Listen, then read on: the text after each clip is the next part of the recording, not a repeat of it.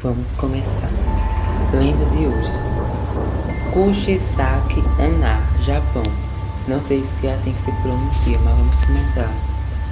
A lenda de Kushisaki Onna fala sobre uma mulher que anda nas ruas desertas à noite, com um casaco e uma máscara cirúrgica cobrindo a boca. Assim que se aproxima de quem passa sozinho, ela pergunta: "Eu sou bonita?" Se a resposta for não, ela simplesmente mata a pessoa, usando um par de tesouras. Agora, se for sim, chega a parte mais assustadora. Ela tira a máscara e revela sua boca deformada, cortada, quase até as orelhas. Então, pergunta novamente. Se a resposta for não, adivinha. A pessoa morre cortada pela metade. Se for assim, a pessoa segue a vida tranquilamente.